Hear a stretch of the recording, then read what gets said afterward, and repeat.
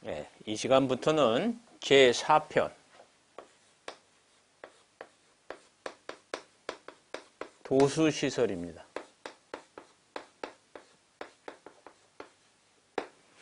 도수시설은 치수시설, 치수정에서부터 치수한 원수를 정수시설까지 이송하는 시설입니다. 그래서 도수시설에 대해서 4-1에 총설이 있습니다. 총설이라 하면 전반적인 사항이다 라고 생각하시면 되겠습니다. 그래서 1.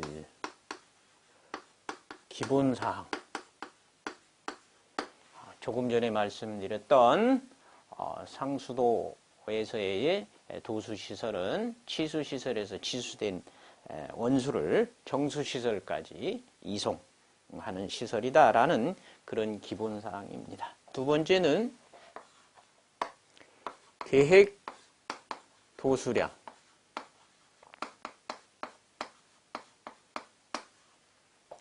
세 번째는 도수 방식. 도수 방식에는 자연유화식과 펌프 가압식이 있습니다. 자연유화식에서도 또 관수로식과 개수로식이 있죠.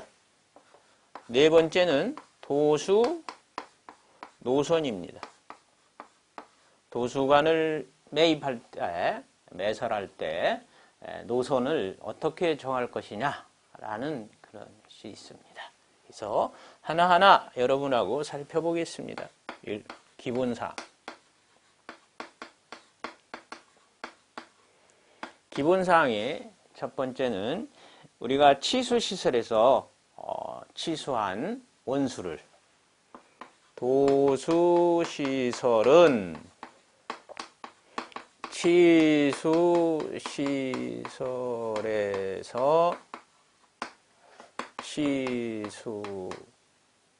치수한 원수를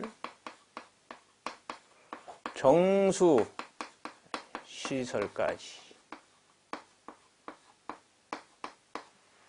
이송하는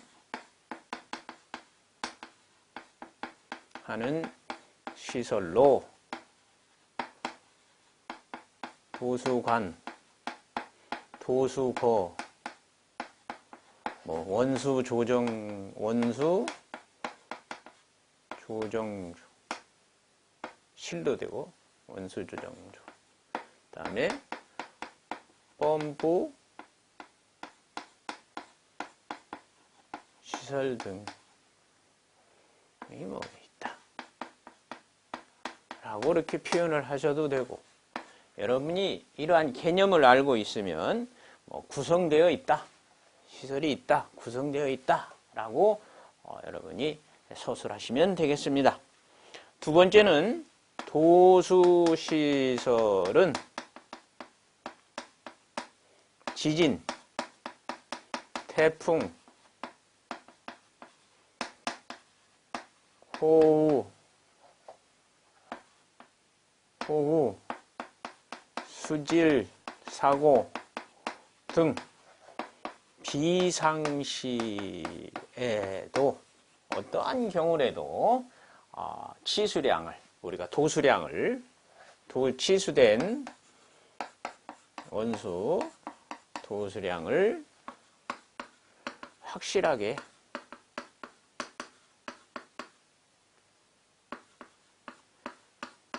이송하여야 한다.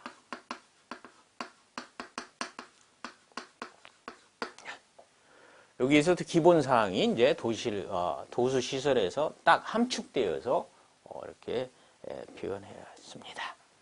자, 그 다음에 두 번째로 계획도수량입니다.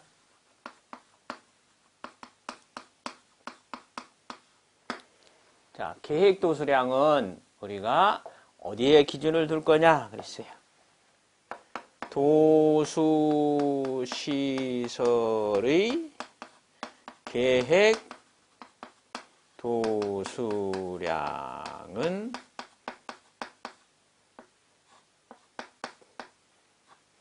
치수량. 우리가 계획 치수량, 계획 치수량에 대해서 기준한다. 딱 쓰시고. 그럼 우리가 계획 치수량은 앞에서 학습을 했을 때 계획 1일 최대 급수량으로 기준한다 그랬어요. 로 하며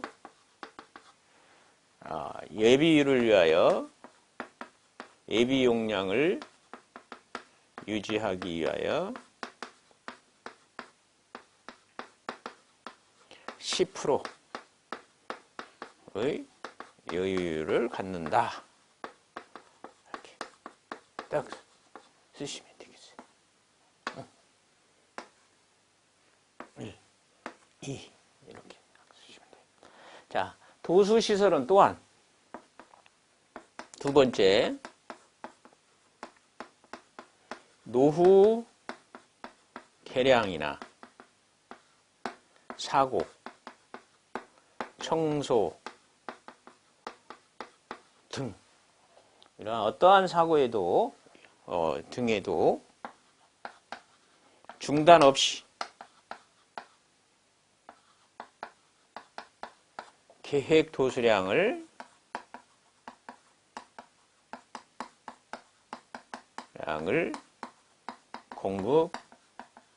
공급하여야 한다. 이렇게. 이를 위하여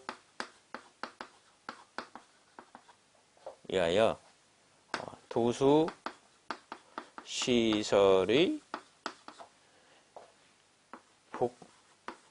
복수화, 계열화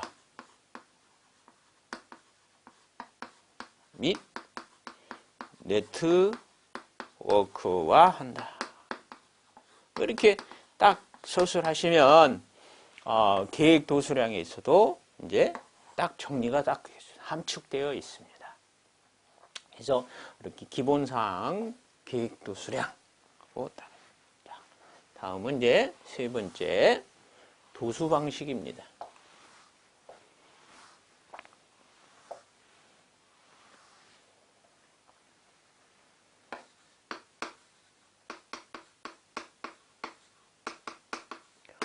도수 방식에는 자연유화식과 펌프 가압식이 있다라는 건 누구나 전부 이론적으로 다 알고 계실 겁니다. 그래서 도수 방식을 선정하는 데는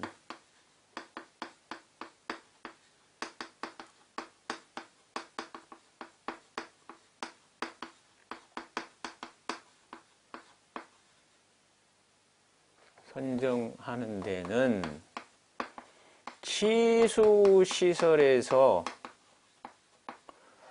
정수시설까지의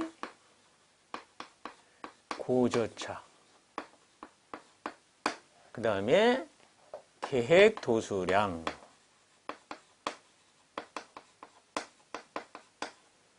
그다음 노선의 입지 조건, 이런 등등, 또 경제성, 유지관리성 이런 등등을 거기에 씁니다.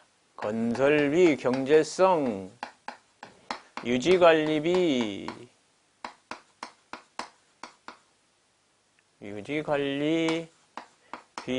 등을 고려하여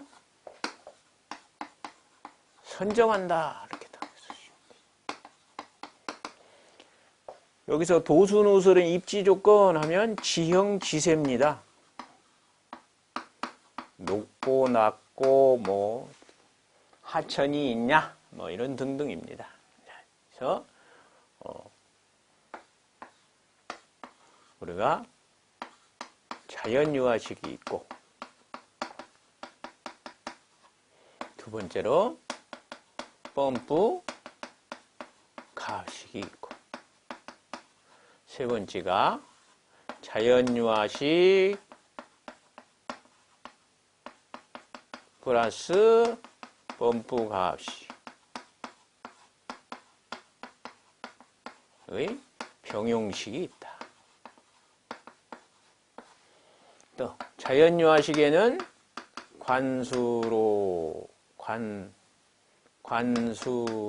관수로식과 개수로 식이 있다.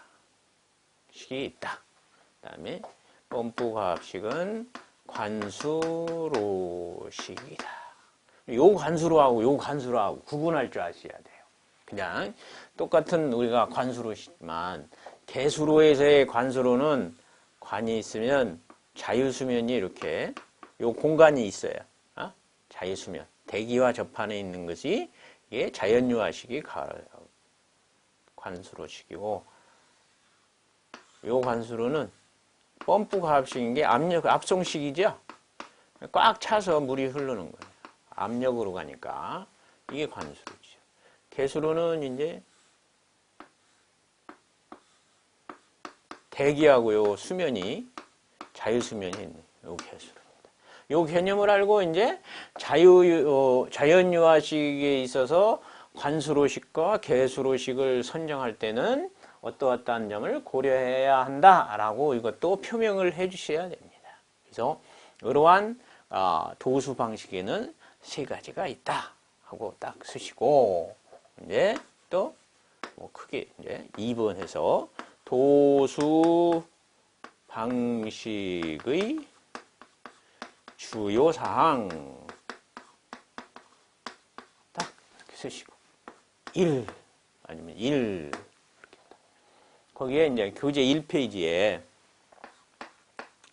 교환 1페이지에 우리가 이제 제가 수록을 해놨습니다. 도수 방식에는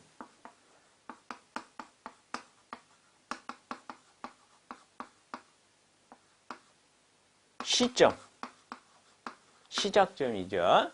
시점은 이제 결국은 치수시설입니다. 시점인 치수시설부터 정수시설까지 고저차. 뭐 여기서 다 이야기한 내용입니다만은 그래도 고저차 노선에 따른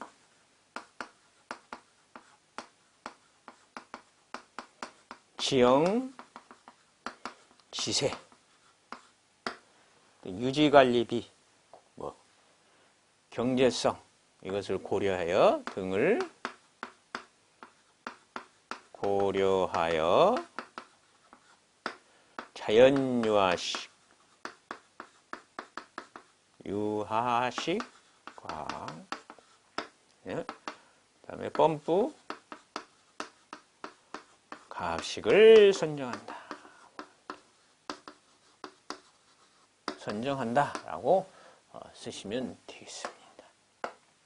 자, 두 번째로 노선에 따른 지형 지세가 평탄하고 또 유효 낙차가 충분히 있을 경우에는 자연유화식으로 우리가 일반적으로 하는데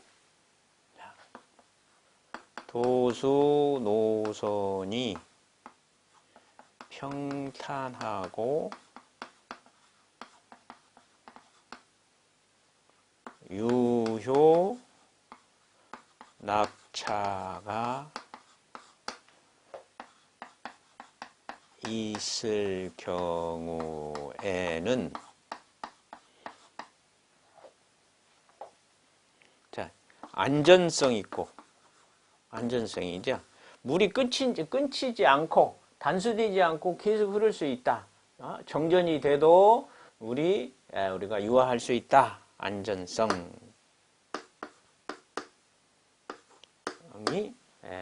있고 또 관리가 용이하다. 관리가 용이하고 전력비가 이제 더 들지 않는다. 말합니다. 동력비가 없는 자연유화식으로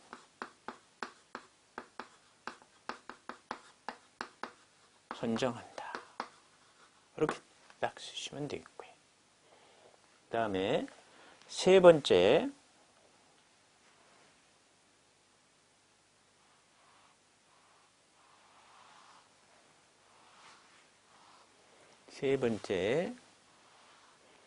이제 자연유화식이 유효낙차가 없고 자연유화식으로 불가능할 때는 펌프 가압식으로 한다. 이렇게. 세 번째인가요? 네 번째인가? 세 번째죠? 세 번째. 유효 낙차가 없어 자연유화식이 불가능할 때, 불가능한 경우 펌프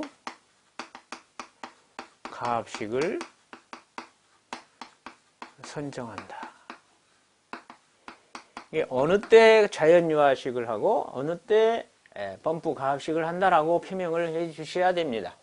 앞에서 이제 도수 방식에는 자연유화식과 펌프 가압식이 있는데 그걸 구분해서 해주고, 자연유화식은 우리가 신뢰도가 높다라는 것은 단수되지 않고 물의 공급이 안정성이 있다 이 말입니다. 그 다음에 관리가 용이하고 전력비가 들지 않는다, 동력비가 들지 않는다. 그래서 자연유화식이 좋고, 좀 이제 유효낙차가 없어요. 중력으로 흐르는 흐름을 우리가 중력으로 흐르지 못하게 하는 이러한 시점이 낮고 종점이 높을 때, 이런 경우, 여기다 이제 시점이 낮고 여기 유효낙차가 없다라는 거예요. 고점이 종점이 이제 높을 때, 이런 때는 펌프 가압식을 한다라는 겁니다. 그래서 관수로식은 이제 펌프 가압식이다라는 것을 표명을 하시고요. 자연유화식에는 뭐가 있다? 아까 조금 전에 유화식은 관수로식과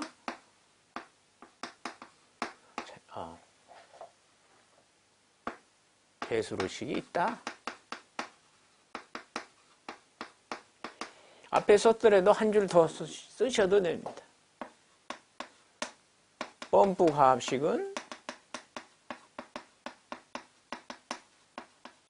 관수로식이다.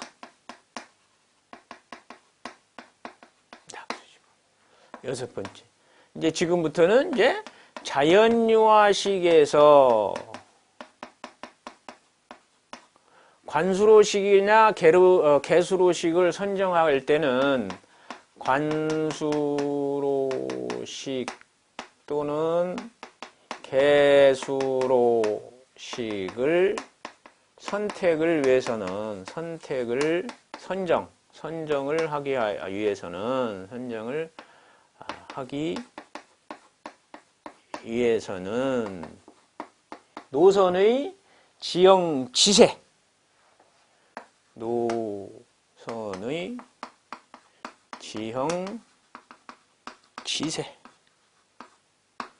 그다음에 용지의 취등의 난이도, 보상을 해주려고 하면 이제 우리가 비경제적이죠. 그래서 공사의 시공성, 유지관리의 용이성, 그 다음에 경제성, 건설비죠. 환경영향 등을 파악한 후 선정한다. 이런 말이 항상 따라가야 돼요. 자연유화식에서 관수로식에서 또 개로식으로 이렇게 두 군데로 나눠지잖아요. 두 개로. 예? 그러면 관수로 계수 반드시 읽어야 됩니다. 그러면 자 자연유학에서 이제 관수로 나눠지면 자연유화식의 관수로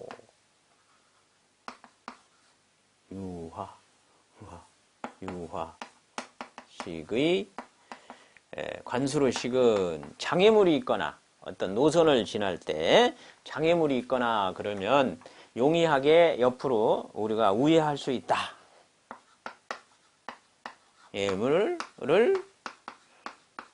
우회할 수 있고 오염을 방지할 수 있다. 그러니까 장애물이 있거나 노선에 장애물이 있거나 오염될 소지가 있다 그러면 관수로식으로 선정을 해라 이 말입니다. 네? 자, 8. 자연유화식을 유화식의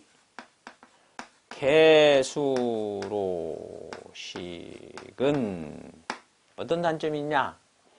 물이 자유수면 대기와 접하고 있으니까 증발이 됩니다. 그래서 증발이 되고 또 여기에는 관수로식은 오염이 없지만 오염 발생 그 다음에 토사유의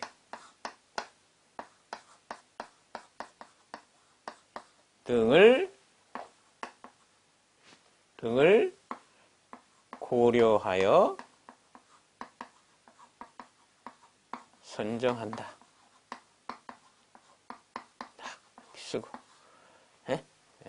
여러분들이 또 자연유화식은 조금 전에 학습한 바와 같이 시점과 종점의 유효낙차가 대단히 있어야 된다라는 겁니다. 그래서 유효낙차가 있을 때 가장 적합하다라는 것은 앞에서 설명했기 때문에 여러분한테 자.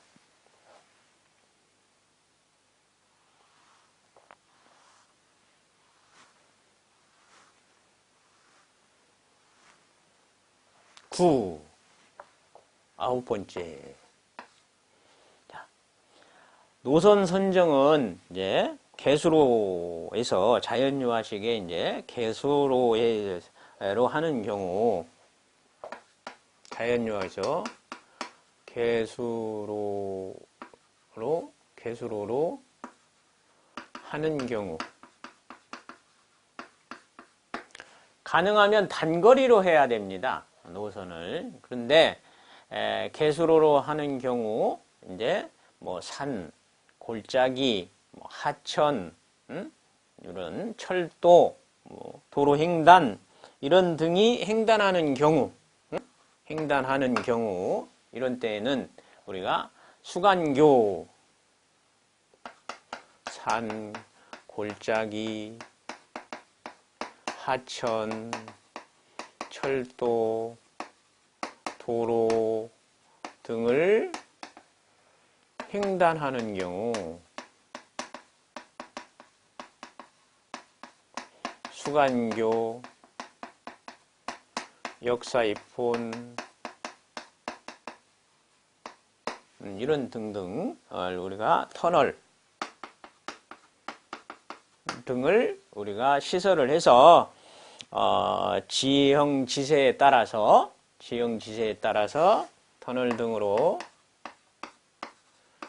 지형 지세에 따라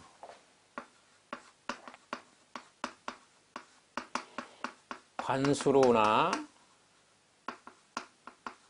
개수로로 할 수 있다.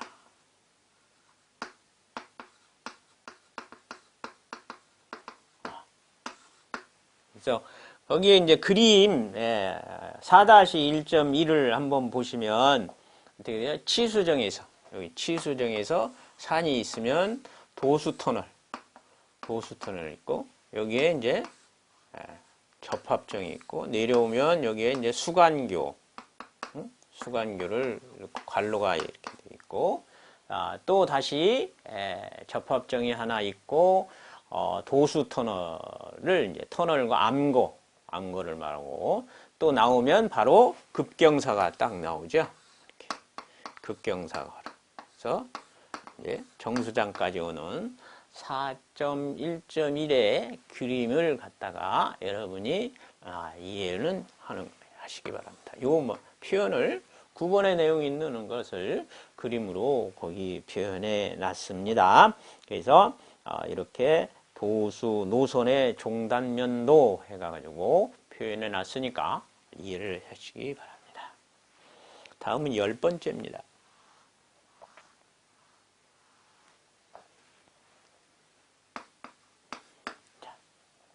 시점과 종점 차이가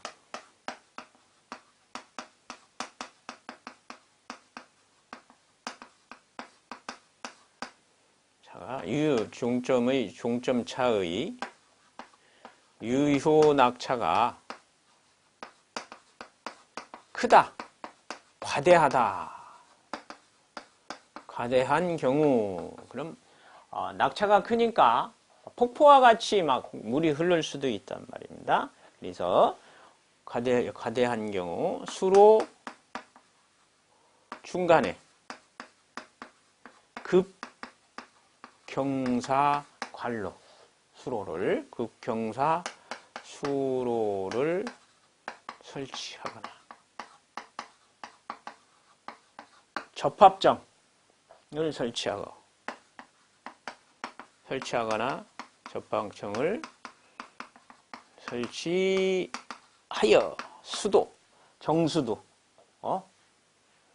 정수도를 조절한다. 또 여기에다가 제수밸브를 이용하여 수압을 조절할 수도 있고 있다. 흐름의 유속을, 수압은 곧 유속이잖아요. 이렇게 여러분들이 표현을 제수밸브를 이용해서 조절할 수도 있다라고 표현을 딱 하시면 되겠습니다. 이것이 이제 도수 방식에서의 주요 사항입니다. 꼭 필히 도수 노선에 대해서 여러분이 많은 학습을 해서 자기 것으로 이 10개 중에 그래도 7, 8개는 어느 정도 알고 계셔야지 다 사람이인지라 안 잃어버릴 수는 없습니다. 그래도 반복을 해서 도수 노선에 이론적으로 기본 개념을 하시면 머릿속으로 탁탁탁탁 떠오릅니다. 이거 숙제 아니라고 암기까지 막 하다 보면 너무나 위압감이 생깁니다. 그 노선, 도수 노선에 대한 것을 개념을 머릿속으로 살짝 이해하시면서 여기를 적으시면 되겠습니다. 네 번째, 도수 노선입니다. 자, 도수 노선은 어디까지나 우리가 물이 흘러가는 데 있어서 어떤 이상 수압이 받지 않아야 되고 최종 단거리로 해야 되고 급격한 굴곡을 피해야죠. 그리고 수압 조절을 위해서 이제 감압밸브나 접합정을 설치하는 경우가 있고요. 또 조금 전에 말씀드렸던 거리를 단축하기 위해서 수간교나 역사이폰이나 터널 등을 설치한다라는 거고요.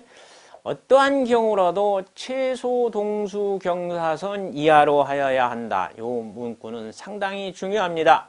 최소 동수의 이 내용이 반드시 들어가야 됩니다. 그래서 거기 보면 도수 노선 해서 P2페이지 맨 아래쪽에 보시면 몇 개의 노선에 대하여 그랬어요. 몇 개의 노선에 대하여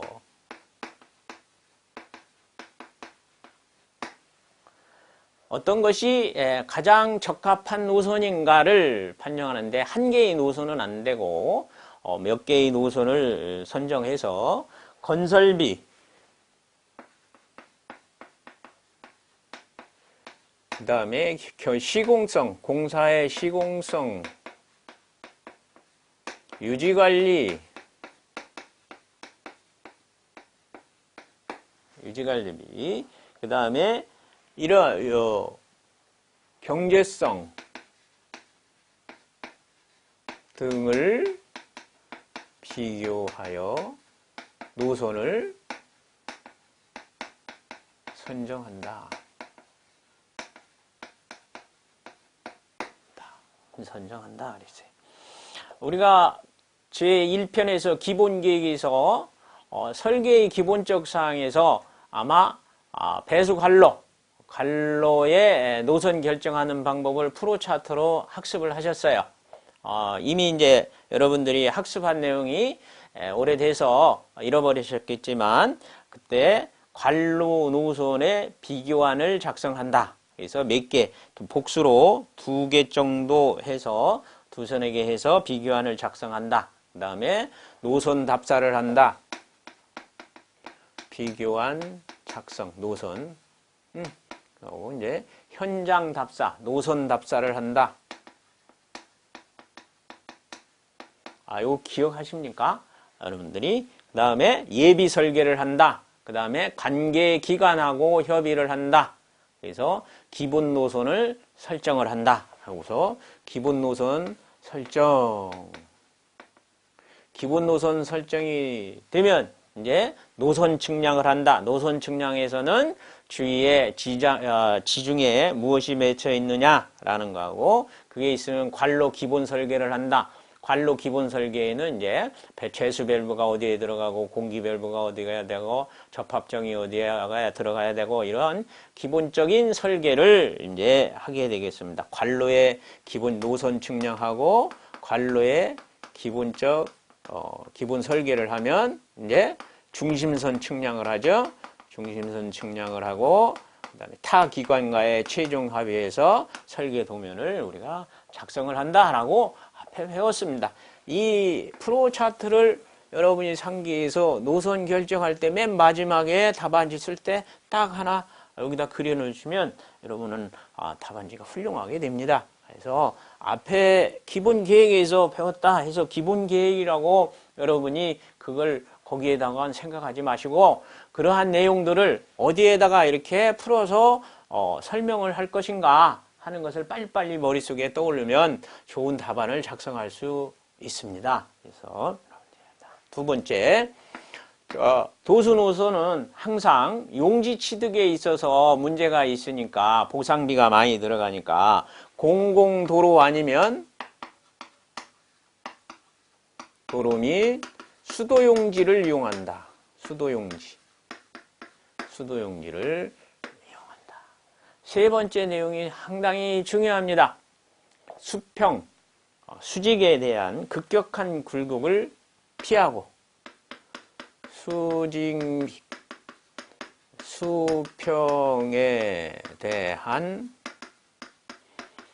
급격한 굴곡은 피하고 최소 동수 경사선 이하로 노선이 결정돼야 된다. 결정돼야 된다라는 걸 반드시 이것은 알고 계시셔야 됩니다. 그래서 거기에 보시면 도수노선의 또 주요 사항이 있습니다. 자, 1. 거기에 보면 물의 최소 저항을 받게끔 하여 수송한다. 물의 최소 저항으로 수송한다. 두 번째, 단거리여야 한다. 세 번째, 이상 수압을 받지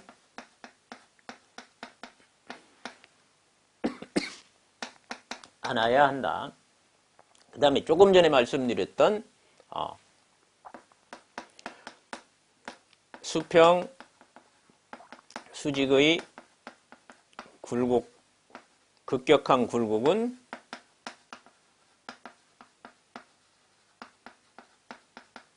하지 않아야 된다.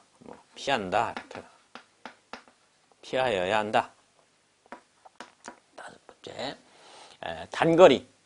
도수 노선을 단거리 하기 위해서 우리가 조금 전에 배웠던 하천이라든가 철도라든가 도로, 산, 골짜기 등을 횡단하기 위해서는 수간교, 터널, 역사이폰, 하저횡단의 역사이폰 등을 한다라는 거예요.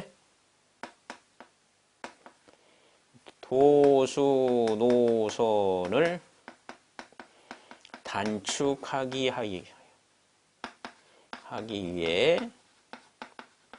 수간교, 터널, 하저횡단의 역사이폰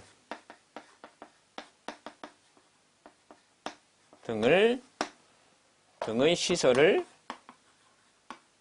설치한다. 딱 여러분들이 도수노선에 장치를 한다라는 겁니다. 네. 또 어떠한 경우라도 최소 동수 경사선 이하로 가야 한다라는 겁니다. 그래서 일곱 번째, 우리가 도수 노선에서 도수 방식에서 수압을 조절할 줄 알아야 돼요. 수압이 너무 크면 관에 이제 손실, 파손, 또 이상 수압이 발생해요. 그래서 수압 조절이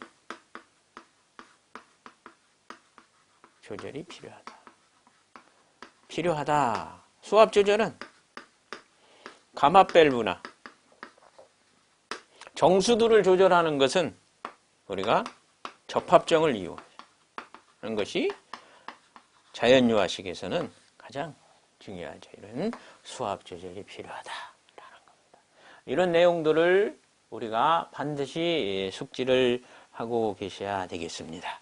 자, 그러면 우리가 최소 동수 경사선이다라고 지금 몇 번 강조를 했습니다. 그럼 최소 동수 경사선이란 뭐냐? 그럼 동수 경사선. 베르누이 정리에 있어서 우리가 유체역학, 수리학에서 관이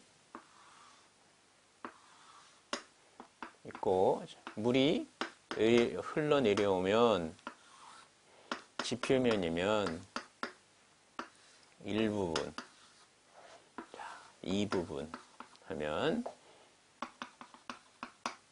여기까지는 기준점이 같죠. 높이가. 근데 이걸 Z1, 이걸 Z2.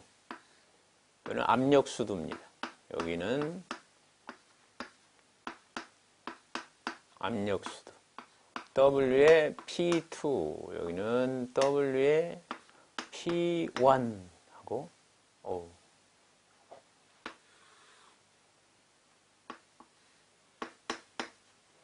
속도수도,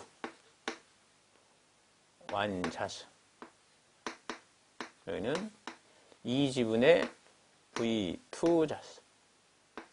이렇게 쓸 수가 있죠. 왜냐하면, 여기는 위치 에너지가 크잖아요. 내려오고. 여기는 위치 에너지가 작고. 응? 여기는 이제 속도, 압력 에너지가 여기는 정압이, 동수압은 크고 정압은 낮고 여기는 정압이 큽니다. 그 다음에 속도는 여기가 빠르죠. 경사가니까 이렇게 그래프로 이렇게 크게 나타내고 여기는 적게 나타내요. 그래서 요걸 에너지선이라고 그러고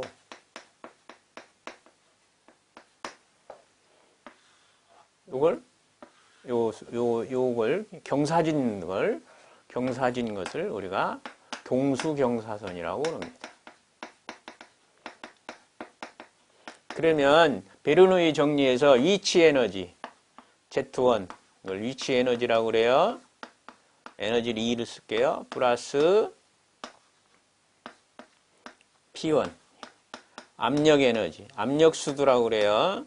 플러스 2지분의 V1 자성 이건 속도 에너지라고 그래요. 속도 수두 또 속도 에너지 속도 수두는 Z2 플러스 WP2 플러스 2지분의 V2와 같다. 이게 다 합치면 다 같아요. 그런데 일부분에서는 위치 에너지가 지금 반면에 이 부분에서는 위치 에너지가 크고 여기서는 압력 에너지가 이제 작고 여기가 크고 속도는 여기가 크고 일부분이 크고 여기가 작고 그래서 이렇게 돼서 여러분이 여기 똑같이 위치 에너지, 압력 에너지, 이제 속도 에너지에서 동수 경사선이라 하면 Z1 위치 에너지 플러스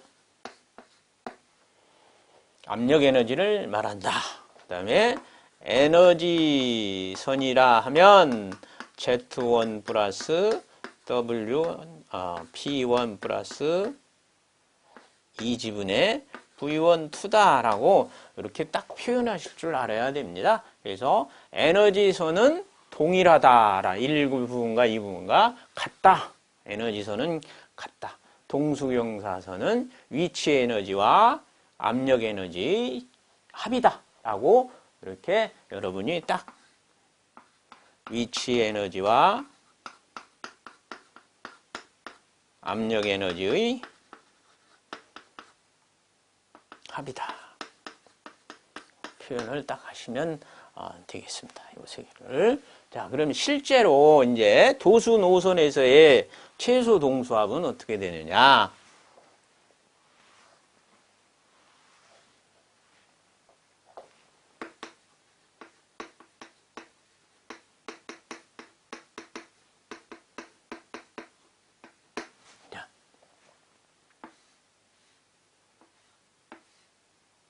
좀 삐뚤어졌네.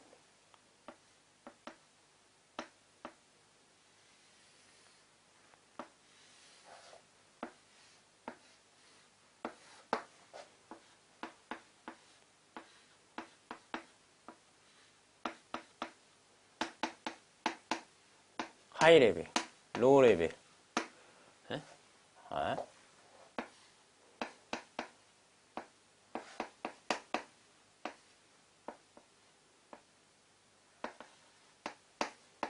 로우 레벨 이렇게 했을 때 최고 수위일 때 요 하이 레벨과 시점입니다.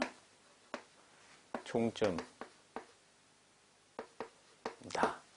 말하자면 여기가 이제 치수 시설이고 여기가 정수 시설이다. 표현을 하면 요 시점이 낮은 최하위 도와 이렇게 여기 최고점 이것을 최소 동수 경사선이라고 그럽니다. 최소 동수 경사선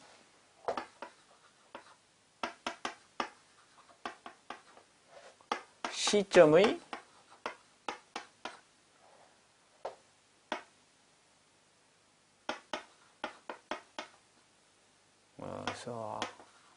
하이 수위와 최고 수위, 종점의 최고 수위. 그러면 최대 동수선이다. 동수경사선이다. 그러면 여기에 이제 시점의 최고 수위하고 최저 수위하고 종점이 최저 수위하고 여기 만나면 이게 최대 동수경사선이다 라고 여러분이 이거 구분하실 줄 아셔야 돼요.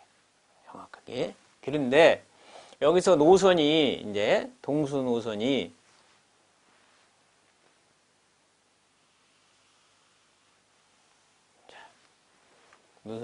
그림이 조금 잘못돼도 이렇게 가다가 동수교사선에 이렇게 올랐어요. 이게 조금 전에 어떻게 돼 있어요? 이게 최소 동수선이잖아요. 관이 이렇게 올라갔어요. 그럼 요게 요 부분이 최소 동수선 최소 동수 경사선보다 위에 있어요. 위에. 그럼 여기에 어떤 작용이 하냐? 부압이 발생한다.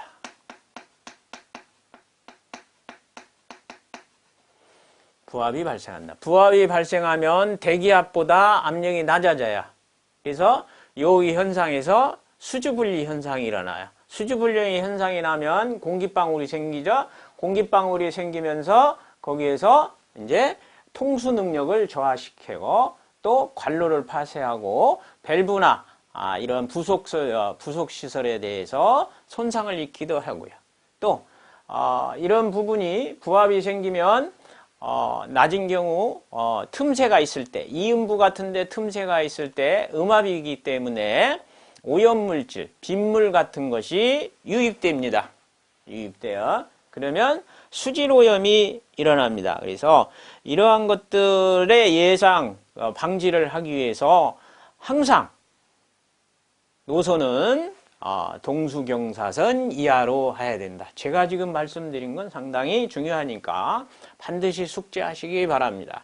동수경사선 이상으로 노선이 결정되면 부압이 발생이 되고 부압이 발생이 되면 수주분리 현상이 일어나고 수주분리 현상에 의해서 통수 능력이 저하되고 음압에 있어서 이음새 부분에 있어서는 거기에 빗물이 들어오거나 오물이 들어와서 오수가 들어와서 수질 오염을 발생하므로 이에 대비해서 최소 동수 경사선 이하로 시설을 해야 된다라는 겁니다. 혹시 시험을 보러 가셔서 이렇게 관로를 먼저 그리지 마세요. 그럼 시간이 많이 걸려요. 그래서 이렇게 그것도 요령입니다. 해놓고 최소 동수 경사선을 이렇게 점점점 해놓고 설명하기 위해서 이렇게 뭐 관로를 이렇게 여기 이 부분 해서 맨 나중에 그리는 것이 시간상 참 유리합니다.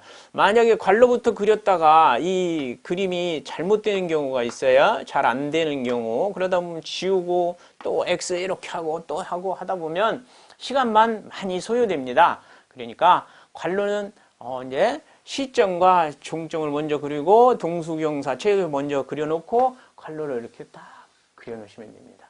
그래서 이제 도수관에서 여러분이 이렇게 최소 동수 경사선 이제 이상으로 부설했을 때는 동수 경사선을 낮추는 방법이 있습니다. 예? 상류 지역의 관경을 크게 한다든가 이 부분에 접합정을 설치를 해서 최소 동수 경사선 이내로 관을 부설하는 방법이 있습니다. 그것은 도수관 이제 거기에서 학습을 할 때 여러분하고 학습을 하겠습니다. 오늘 배우신 일반적인 총소리 배웠는데요. 여기에서 도수시설에 대해서 설명하세요. 그러면 이러한 지금 내용들을 다 적어서 설명을 하시고 주요사항, 도수방식의 주요사항, 도수의 주요사항 가지고 이런 그림 하나 딱 그려놓으면 페이지 뭐 2페이지, 3페이지를 충분히 잡습니다.